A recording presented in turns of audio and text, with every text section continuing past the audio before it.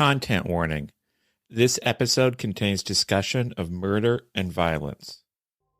We recently covered the murder trial of Randy Small in Indiana's Brown County. Small was tried and convicted for the murder of his neighbor, Bob Adair. Amidst a property dispute, on an afternoon in September 2021, Small armed himself with a shotgun. The pair met along the rural, isolated Helm Road, where they both resided. Small was in a tractor, Adair was in a truck. Small shot and killed Adair, effectively blowing his head off. The crime scene was gruesome and horrific, but police arrived hours after the fact. That's because Small kept Bob Adair's killing a secret, telling no one other than his brothers, who lived many miles away. That evening, Small's brother Clyde informed state police at the Pendleton Post that his brother might have killed someone and might be suicidal. ISP troopers then had to relay the information to officers in Brown County, who responded. At this summer's trial, Small's defense, led by the criminal defense teams Andy Baldwin and Kelly Pyle, argued there was reasonable doubt about the circumstances of the killing. They made a case for self-defense, saying that local authorities were too quick to dismiss that possibility. But the prosecution, led by Brown County Prosecutor Ted Adams and Chief Deputy Prosecutor Rob Seat, showed crime scene photos demonstrating that Adair's hands were clasped together at the time of his murder, and that both of his feet were on the brake pedal of his truck. That ended up seemingly convincing a jury that the shooting had indeed been a murder. We didn't attend every single day of the trial. One big thing that we missed was testimony from Captain Brian Shrader, a detective for Brown County. Shrader was the lead investigator on this case. He has worked numerous major cases for Brown County, and his testimony was very important to both the prosecution and the defense. For the prosecution, he was the law enforcement officer that could best talk the jury through his investigation of the case, and the conclusions he came to as a result of the evidence. However, during cross-examination, Andy Baldwin pressed Shrader, saying the investigation failed to gather evidence that could have pointed to a self-defense scenario. We missed seeing that part of the trial, but we were able to listen to the tapes after requesting those from the court. It was a tough cross, for sure. We were struck, though, that Shrader remained composed and professional, even when facing tough questions. Recently, we were fortunate enough to get the chance to talk with Captain Shrader himself. He walked us through his investigation, the trial, and more.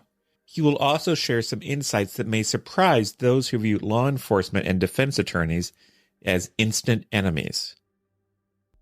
My name is Anya Kane. I'm a journalist. And I'm Kevin Greenlee. I'm an attorney. And this is The Murder Sheet. We're a true crime podcast focused on original reporting, interviews, and deep dives into murder cases. We're The Murder Sheet, and this is Randy Small and the Murder of Bob Adair, an interview with lead investigator Captain Brian Shrader.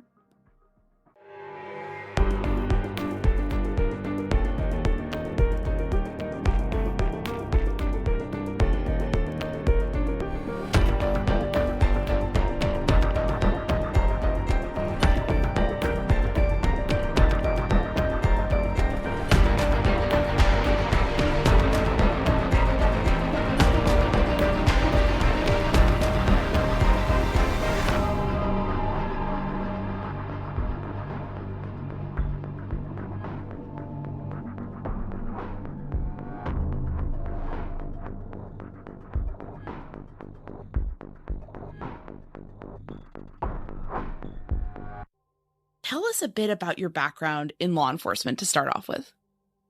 Yeah, I started in 2008 as a jail officer and spent 2 years doing that. And then I was hired at the Nashville Police Department in 2010. Did the police academy and all of that. I spent 6 years there. And in 2016, I came to the sheriff's department. I was on the sheriff's department for a little over a year before they promoted me to detective. So it was like maybe spring of 18, I think. No, spring of 17. And I've been a detective ever since then. And obviously lots of different training stuff. I've been to FBI classes out in Quantico, and I've been to Louisville for homicide school. I've been everywhere for lots of different specialized classes. As I think pretty much any good detective out there, not saying I'm good, I'm just saying that that's what I would expect from a qualified detective on a homicide case, at least. Absolutely. And tell us a bit, before we get into the Adair case, of what kinds of cases you tend to handle as a detective in Brown County. Yeah, I mean, Brown County, it's not, even though I have like a homicide training and background, I'd say a lot of that class doesn't necessarily pertain to homicides all the time, although it is helpful. And, but I would say probably 75% of the time I handle like sex crimes and family crime in Brown County. So I do a lot of child molest, rapes, and then kind of like family disturbances. I deal with a lot of child pornography cases. It seems like it always makes the news where you see like a bunch of people arrested for sex sting operations. I'm kind of in charge of putting those on for our county. So really my background is more in like the sex crimes atmosphere. That makes sense. And as you said, just homicide is not a super common thing in Brown County. No, I think when the Adair case happened, I think we had 3 within about 9 months of each other, which was extremely bizarre and rare because we had only had, since I had been an officer, we'd only had 2 since 2010. One of those was like a mental type case situation, and then the other one was an Indiana State Police case. And we assisted him. That guy's name was Daniel Messel, and he had killed a college co-ed named Hannah Wilson. But other than those, we ended up having these 3 in a row, and it was like kind of like, what is going on, So we got experience pretty quick. Just before we kind of get into the Adair investigation, and this is for more of people who are not familiar with Indiana or perhaps Brown County, but what is Brown County like? What can you tell folks about who may not be familiar with it? Yeah, Brown County is, I would say Brown County is very, very beautiful, especially as we start to get into the fall. We have a state park, and we have federal properties, and we have state forestry. I think I'd heard a number that 51% of Brown County land is made up by state or federal owned properties. That's good and bad. It makes it to where a lot of people live very remote. So the seat for the only city in Brown County is Nashville, and Nashville's population is not very big, and the people that do live here are mostly retired, not a very young community. It's pretty old. But then on the outskirts of that, you have normal families. I would say their poverty rate in Brown County tends to be a little bit higher than other places. But overall, it's a really good community. It's very desolate, it's very hilly. We're like the Gatlinburg of Indiana is about the easiest way to put it. You got all the shops in Nashville, but then you kind of have the hills and the state park that you can get away to, and the hiking, and there's lots of stuff to do. And I didn't grow up here in Brown County, but I've lived here for quite a long time now. And it's definitely a place that you fall in love with pretty quickly. Yeah, the description of it as Gatlinburg of Indiana is really perfect. I have to say, one thing that surprised me a little bit during the trial was hearing about some of the communication issues that come up. In certain areas of Brown County, it's hard to get a cell or a radio signal. Can you talk about that a little bit? Yeah, I'll tell you, there's been lots of places, and there are lots of places in this county where this signal just absolutely drops off. And in this case, a lot of Crooked Creek is that way. And I understand that you guys had drove out there, but if you are in Brown County and you see yourself driving down a huge hill and you feel like you're in a valley, more than likely you don't have reception on your cell phone. And the only way that, as far as radio is working, is you're kind of hoping that there's something close that radio can bounce off of. that can shoot up and get you service. But probably every officer in Brown County's worst nightmare is to be in a situation that was just like this, where you're out dealing with basically a barricaded person and you have no idea if they're going to shoot you or what, and you can't get on the radio and yell for help quick enough. It's kind of it's the things that I always had nightmares about when I was on the road. And when you need help then. And it's not just that. I think it was very apparent to the jury, to pretty much everybody, even the defense attorney. Andy, I think, kind of agreed to that the information was traveling through way too many people, especially for a case of this magnitude. But there was no other way to do it. They're just, because of the service issues, you have just way too many issues trying to get good and correct information. So this was kind of like the pinnacle of a nightmare all coming together. That's another interesting way of putting it, the pinnacle of a nightmare coming together. Can you tell us about this case and your investigation of it? Randy Small and Bob Adair, they lived not super far apart. On Holmes Road, there was only 4 houses on that road. Bob Adair and Randy both lived on the same side of the road. I think by all accounts, they had kind of had an on and off again relationship. I don't know that they were ever really friendly, but they were both friendly with other neighbors. So they kind of had this on and off again relationship, and it all kind of culminated with some building materials and mailboxes being placed on Randy Small's property. And Randy essentially shot Bob Adair. And the question was always, why did he shoot Bob Adair? Randy had told his brothers that he had shot Bob Adair. Bob Adair was shot about 2 p.m. on September 15th. And this situation was not reported until about 12:15 a.m. on September 16th. So almost 10 hours went by before it was ever reported. That becomes an issue, and it wasn't really spoken about in trial, but Randy never really said anything to us as law enforcement, I guess I should say. I think he probably did say stuff to his brothers, but 10 hours to go by without you ever say anything in a self-defense case, it makes it really difficult. It makes it difficult, honestly, for your defense attorneys, and it makes it difficult as an investigator because time is kind of the essence, and something that also didn't come out in the trial very well, although it did come out. But Bob Adair's body, it was really, really hot in September of 21, and his body, it was already, what was left of it was starting to decompose because so much time had elapsed before we got there. Those were issues, and the issue always was when officers got there, because they kind of knew at that point in time, after an hour-long standoff with Randy Small and 10 hours of him not calling, that, and him telling his brothers that he had shot him, that, we knew Randy had done it. So that eliminates kind of who did it. And your next question is, how did that happen? And you could tell that Bob Adair had been shot. So then the next question is, why did it happen?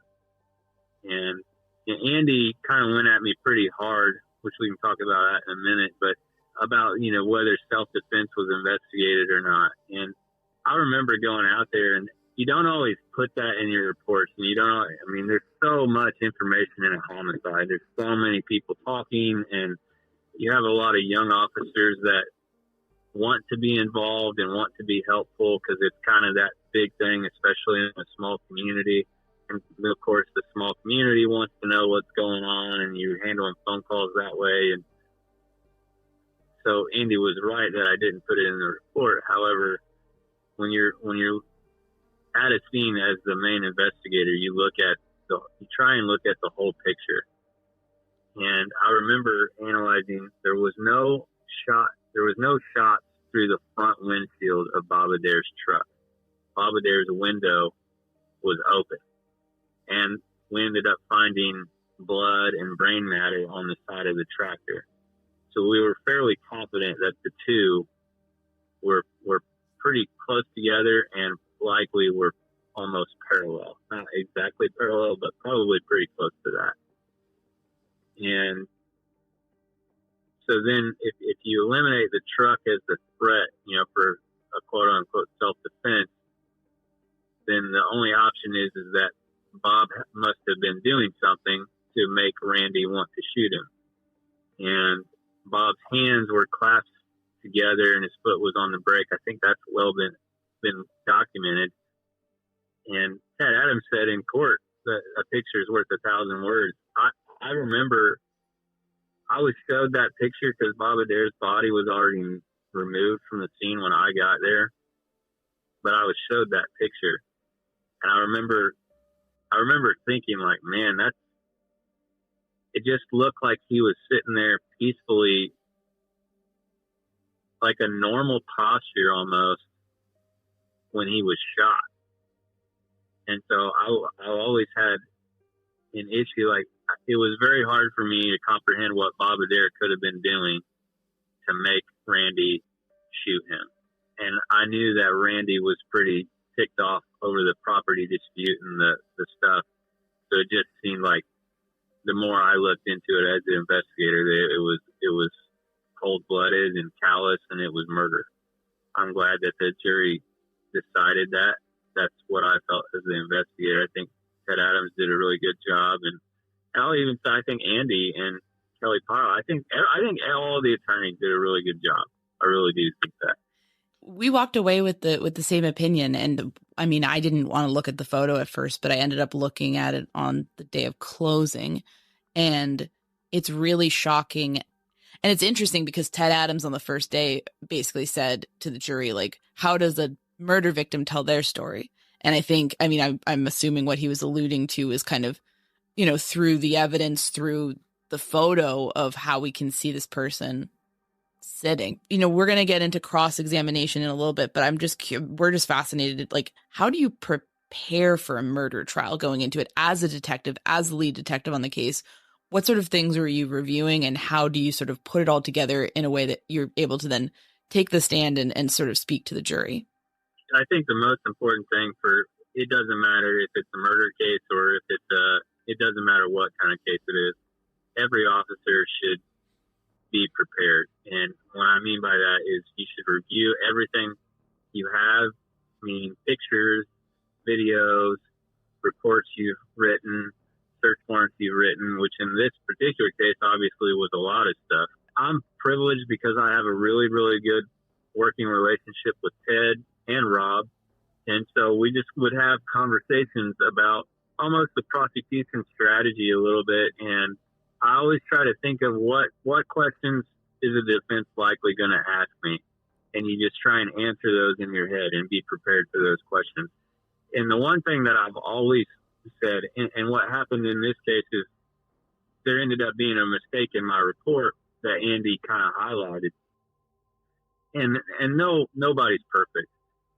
But when you make those mistakes, you just have to be brutally honest. And even if it makes you look like an idiot, and if you feel like an idiot, you still have to be honest. And I'm not going to say that I've ever personally seen it, but I've certainly heard of it where officers will start to lie because they don't want to make themselves look bad that they messed something up. And police officers are human just like everybody else, and we make mistakes. But you just have to be ready to own that stuff. And especially when you're going up against a good defense attorney like Andy, you have to accept that they're going to make light of your mistake. So in one way, it kind of makes you better because I'll never make the same mistake twice. I can tell you that. I mean, and you don't want to go against someone like Andy when you've made a mistake. But I think with me and Andy, there's just a mutual respect for each other, that he knows that I'm doing my job and I know that he's doing his job. And I'd say it's probably I don't know that it's necessarily fun or anything like that, but when you're going against a good defense attorney, it's almost a chess match. because he's trying to ask his questions strategically, and you're trying to be honest with your answers, but not get tricked up into giving him an answer that he's trying to catch you to say, or something like that. And Andy's very good at asking questions a certain way to lead to the point that he's trying to make. So you just got to have to think really hard about what you're going to say after each question. And especially with Andy, you got to, make sure that what questions he asks you understand. And if you don't understand, you just ask for rephrase this question. Was this your first experience directly with Andy Baldwin? I think I went against him on one other occasion. I'm not sure it was in trial. I think, probably several depositions. I would say if I went against him, it's maybe 2 times before that. And then I've seen him in court on other cases in Brown County that I was not associated with. So I've seen him go against other officers and stuff like that. That was my first ever time around Kelly Pyle, but not Andy. We are so grateful to our wonderful sponsor, Brilliant Earth. Brilliant Earth is all about gorgeous fine jewelry and a strong commitment to ethical business practices in the diamond industry. As a married couple, Kevin and I understand how a special ring can serve as a token of love. And Brilliant Earth creates some of the most beautiful engagement rings and wedding bands out there to celebrate your unique love story. Check out their website and customize the ring that you and your partner will love forever. They have all sorts of wonderful styles, like elegant solitaires or free-spirited willows.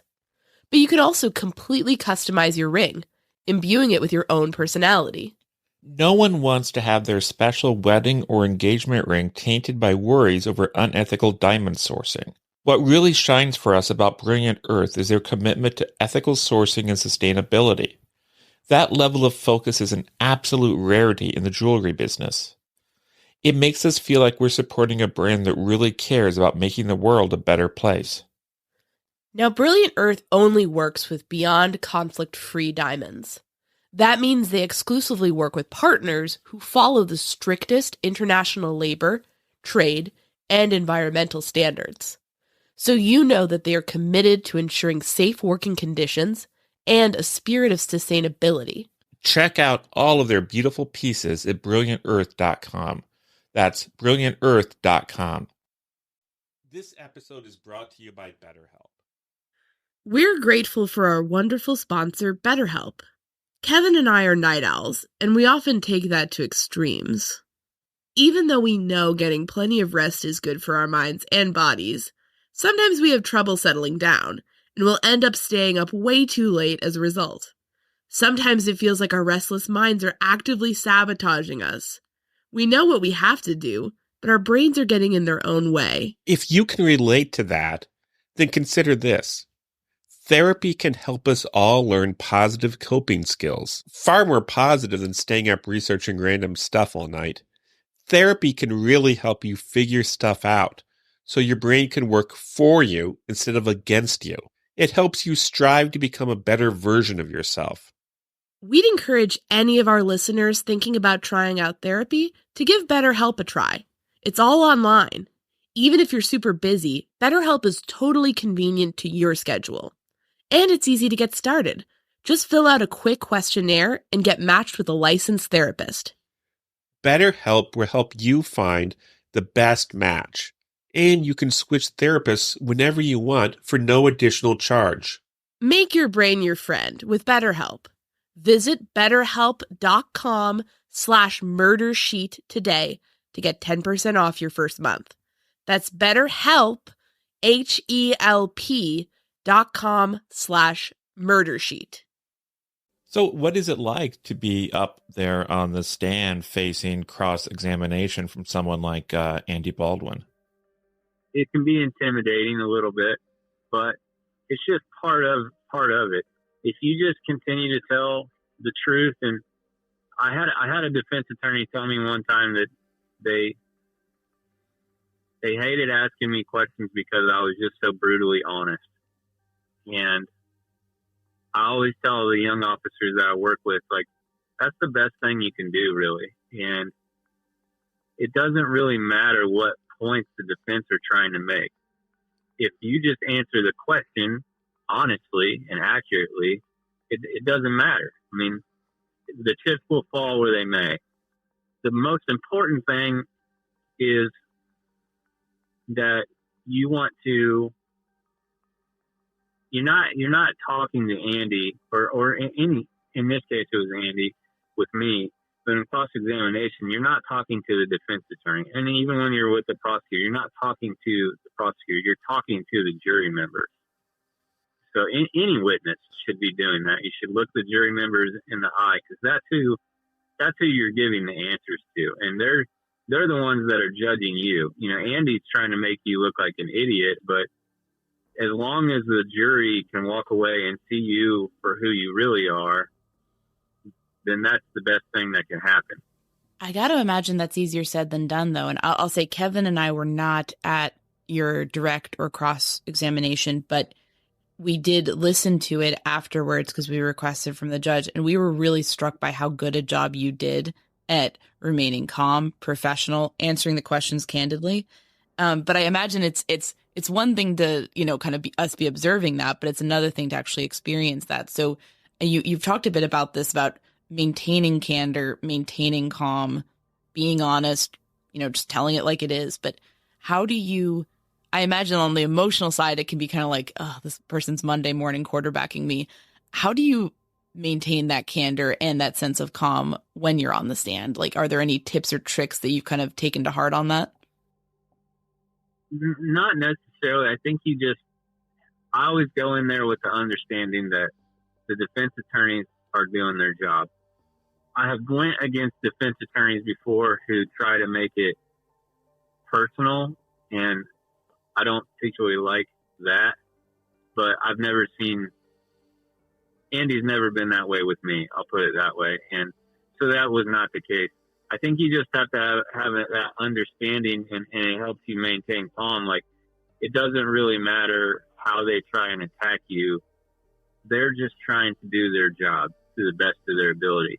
And me as the lead investigator officer, that's what I want. Like, I want the defense attorneys to do a good job, because if they don't, then it's going to end up in appeal. And even if I were to retire from this job, I get subpoenaed back, and it would never end for me. It would never end for the family. It would just be an ongoing issue if they don't have a good defense. If you just settle yourself to that mindset, then it doesn't really bother you. I mean, it is a big deal, but public speaking has never been an issue for me. And maybe that is for other officers, but it's not for me. And so you just kind of sit there and you kind of put yourself in that headspace. I equate it to like an athlete. I was an athlete in high school, and you kind of get your head in the space that, okay, I'm ready to go do this. And then when you go do it, you just do it. And you're mentally prepared. You've done all the research and preparation you can do, just like you're getting ready for an ACT or whatever kind of big test. And you can't be any more prepared than you are. And so you walk in there with that understanding and the mutual respect that they're there to do their job. And at that point in time, you can't change anything except give the honest answer. It's kind of like almost that pressure, the buildup of cross-examination, it's kind of the last thing. It builds up to that point, but then when you're in it, you're kind of almost relieved a little bit. That makes a lot of sense. And yeah, we could definitely see, I think, the mutual respect that existed between the prosecution side and the defense side in this case. And that's nice to see, because as you said, that's how the system works. It's like you need both sides. Obviously, from our perspective, we felt that Randy Small murdered Bob Adair. And so we want that outcome. But if the defense team puts up an argument and makes the defense, or makes the jury think about it, then that means the defense did their job. And that's what you want. I mean, that's what the justice system is designed for. And that's what should happen every time. And unfortunately, I've been in cases where the defense attorneys were lackluster, in my opinion. And some of those cases did go to appeal. They weren't obviously murders, but it just it doesn't make you fit well with you as the investigator when you feel like they could have had a better defense than what they had, and you almost feel sorry for those situations. But I felt like Randy Small was pretty lucky because he had a pretty good set of attorneys. Absolutely. Was this the toughest cross that you've gotten? I would say, yeah, probably. I can't think of another time where it was tougher off the top of my head. I'm sure I've had some. It was one of the longer ones. I think I was up there for almost 4 hours altogether. So maybe even a little longer than that.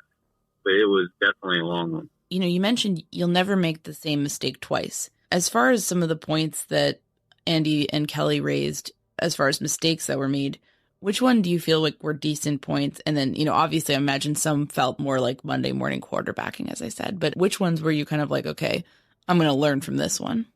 The thing that Andy talked about in opening and made light of was that there was a remark that I said the brothers said in my report, and in the recording, they didn't actually say it. And as I sit here, even still today, I really have no idea why I typed that comment that they said. The only thing I could say is, I said it earlier, but in a murder investigation, there's so many people talking and there's so many people trying to get involved, and you kind of have to keep people at bay, even people you work with. And so I don't know if, I heard that comment from somebody I was working with or somebody around our office. When I wrote that report that day, that was the very last thing I had did. And so I had gotten about 2 hours of sleep and been working for 13 hours straight at the time I typed that report. And the normal procedure, and Andy brought this up, was that wouldn't you kind of basically normally you would write your report after listening to your recording, and that normally would be true. The reason I didn't on this case is because this murder happened on a Wednesday, and Ted and Rob were actually in a jury trial when this murder happened. And so there was some question about trying to get all the reports and everything ready so that Rob and Ted could review it in the evening. Because they were in trial, I couldn't really have like the daytime conversations with them like we would normally have on a murder case like this. I think that's probably why I made that mistake. That's probably the biggest thing, is just I've known it forever, but just not getting in a rush when you're making those reports, because they do have to be right and they do have to be accurate. Kelly and Andy both asked why they use the term Pharaoh, and basically what that is a 3D imaging thing that the state police have, why that wasn't used. And I had asked one of the state police guys to use it, and at the time it was drizzling rain and it was kind of foggy out, and he said they couldn't use it under those circumstances. And I really just kind of left it as that, because it wasn't our equipment. It wasn't the Brown County Sheriff's Department equipment. I didn't really feel like I had the ability to say, hey, I really want that. I think in hindsight, I probably would have pushed a little bit harder. And then Andy asked about measurements and all that. I'm still not 100% sold that measurements would have really changed a whole lot, because I think the evidence still showed that Bob Adair's head was literally blown off, and in that picture, his hands clasped, foot on the brake, kind of just, I think that was really well documented of how Bob Adair died. And there was still no question that Randy Small was the one that shot him. The question was always, why did he shoot him? And I'm not sure that measurements, like down to the 16th of an inch or whatever, are going to tell you why he made that decision. So they probably would be nice to have, but measurements in this particular case were not the most necessary thing. But in saying that, I think you should always do as much as you can do. So Andy made some good points. And certainly I would think if I had a case come up, I would probably make sure that some of those things were done, just so you don't have to be asked again why they weren't. But I still don't know that the measurements would have solved anything for the defense or the prosecution. If we had done the measurements, I don't see what the defense would have been able to make out of those. The question would have still been, was it self-defense or was it cold-blooded murder? and not sure measurements would have answered that question for anybody. You've talked a bit about having a good working relationship with prosecutor Ted Adams and deputy prosecutor Rob Seat. I wonder if you could talk a little bit about what it's like to work with those two men. I think Ted does a really good job hitting on people's emotions. Rob does too, but Rob just does it in a very different way. Rob's maybe more analytical, or the way he goes about his questioning and stuff. Their styles are similar, but just the little ticks are what's different, I would say. Ted does a really good job at just getting down to the facts of the case, and Rob does a really good job of analyzing the facts of the case. They have different ideas and they have different personalities, but they're both, as far as prosecutors and working together, they're a good team, and they really make it easy to work with. And the one thing I'll say is that Ted really, I think, values my opinion, and he'll listen to me. And that's really important, especially because as we get closer to trial, there's not too many people out there that know more about the case than me as you're doing preparation. So Ted would always, hey, what about this and what about that? And I would always kind of know where that was at, whether that was a picture or whether that was a recording or whether that was a report. And that's all just goes through kind of what I was saying earlier about being prepared and making sure that the prosecutors understand the case like you understand the case, and having those continued conversations. If you go into a situation, just like a team, I look at myself and I look at Rob. Well, I look at Rob and Ted to begin with. And because they're a good team, that's what makes it, in the prosecution world, really in criminal court, the game time is trials. You work on a lot of preparations and plea deals and pleadings and all of those things and court filings. But the true, like, if you're talking sport, we'll just say the basketball game is a trial. And nobody is going to win if you're not a good team. If you're not working well together, you're just not going to win. I've seen it too many times with other prosecution situations, and not just in our county. Those situations do not work. So I'm very happy that Rob and Ted work well together, and I'm glad that they invite me to be part of that team and that us all together work well together. And that starts from, like I said, preparation, and then you get into jury selection and just running ideas off of each other and who we think is going to be a good jury member and impartial and all of those things. So it all just kind of culminates to the trial. We were sitting on the same side of the court as the prosecution for a lot of it. And I could say, I love the team analogy, because there were times where we literally saw you guys like huddled, like, I don't know what you were talking about. We couldn't hear you, but it did almost look like a football huddle or something. Yeah, it kind of is really. You just, a lot of times Ted would pose the question and we would all give answers, and I would say 9 times out of 10 our answer is all the same. It's kind of like almost giving Ted that reassurance that we're all on the same page, which is good. I mean, it just goes towards that team idea that we're in this together. If we win together. If we lose together. So that makes sense. And listen, we so appreciate your candor with us and, talking about some of the things you could have done differently. But at the end of the day, the jury looked at the evidence that you collected and the case that you put together and agreed with it and found Randy Small guilty. I guess looking at it now that we're a few days out, what are your thoughts? What do you think you're going to take away from this case? I have always kind of felt that Randy Small drove down there with the intention of murdering Bob Adair. I think he was pissed off and mad at the situation and mad that Bob kept putting his mailbox up. And I think he drove down there with the intent to kill Bob Adair. And I think, I don't know if you guys picked up on it. I'm actually curious to hear. But I watched Randy. The trial was 7 days, and I watched him every day. And maybe it was different for the defense team, but it just he had very little emotion. Even the day he was arrested, he had almost no emotion. And that always bothered me because I felt like, man, he is very cold.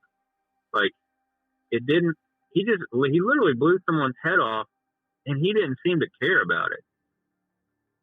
And even the body cam video from the state police at Pendleton, when Randy's talking about he's mad at his brothers for turning him in, which that was another thing, because initially his brothers weren't going to go to the police. It was actually one of the brothers' daughters that was making him go. At least that's what one of the daughters said initially. I think she later changed her story in a deposition. So if that were true, then that the daughters made the brothers turn him in, the brothers weren't really going to turn him in. And I think the brothers came across to the jury as not believable. They came across to me as not believable. And so my biggest takeaway, I feel like the jury got it right. And I do think Randy Small showed very little to no emotion.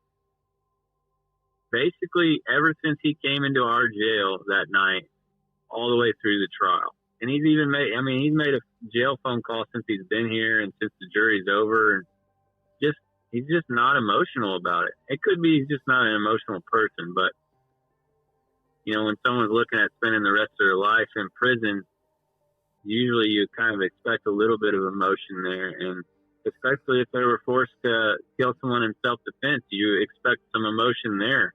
And there was never anything. And I understand the jury had a hard decision, but I will sleep well at night believing that they made the right decision. And I guess where I'm going with that is I don't want anyone in my community or anywhere else to have to fear for their life, because if what I believe is true, that Randy Small went down there with the intention, and he was, you're talking about basically a mailbox. He's so upset over a mailbox, he would kill someone over it. That's a pretty petty situation. Even if you're talking about the building material that's sitting on his property, that's also kind of a petty reason to kill someone over.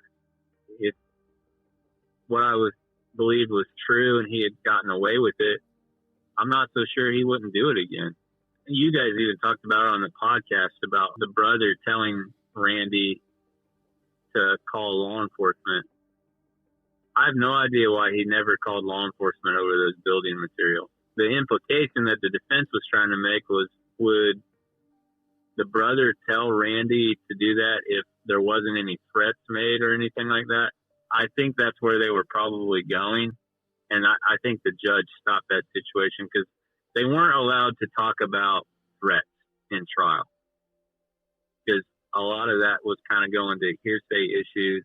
The only way I think maybe the threats would have been able to come in is if Randy took the stand. My understanding was it kind of went both ways, but it's really hard to say. I still think that when you're talking about something as petty as that, just why wouldn't you call a lawyer, or why wouldn't you call law enforcement to come out and take the property dispute? We probably take hundreds and hundreds of property dispute reports throughout the year, maybe approaching 1,000 of them. I don't know. But the fact that he never did, and he just sat there and stewed on it, that's ultimately what pushed him to deciding to kill someone over it. I was surprised, I guess, in the end, because we try not to look into emotion too much because, as you see, everybody's different and people can have all sorts of different reactions. But I was a little bit surprised when he didn't really seem to have much of a reaction to the verdict, because, the irony of he obviously cares deeply about his property, right? And he's killed a man over a property dispute, but then he's not going to ever go back to his property, most likely, unless there's a successful appeal or something happens. Yeah, you said that. You said that on the podcast, and that's so ironic that the thing he killed someone over is the one thing that he's never going to have again. Yeah. And that to me is just not worth it. And yeah, I watched him when the verdict was read. I kind of always have a habit of watching the defendant when the verdict is read.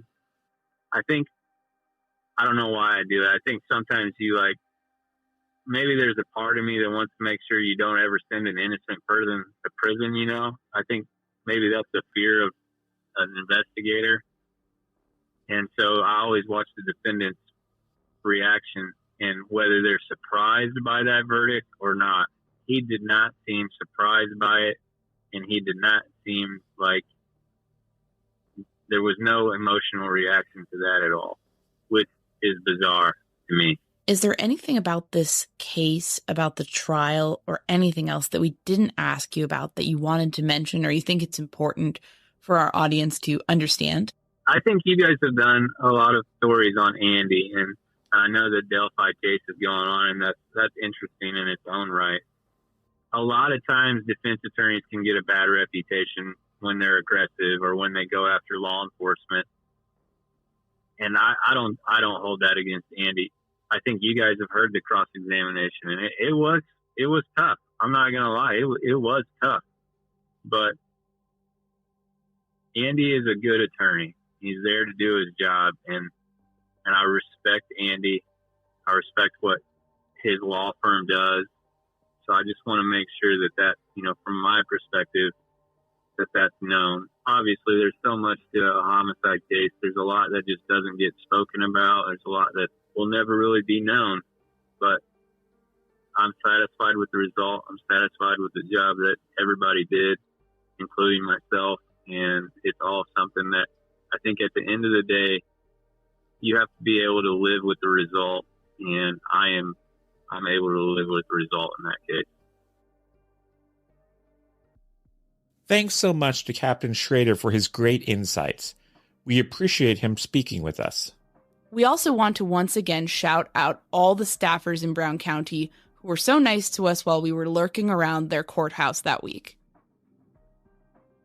Thanks so much for listening to the Murder Sheet. If you have a tip concerning one of the cases we cover, please email us at murdersheet@gmail.com.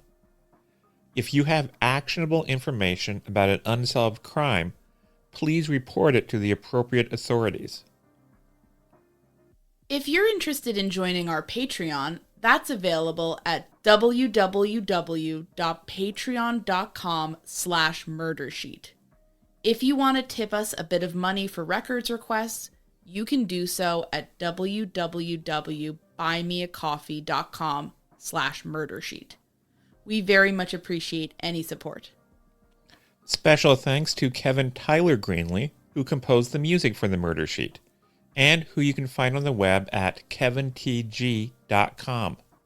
If you're looking to talk with other listeners about a case we've covered, you can join the Murder Sheet discussion group on Facebook. We mostly focus our time on research and reporting, so we're not on social media much. We do try to check our email account, but we ask for patience as we often receive a lot of messages. Thanks again for listening.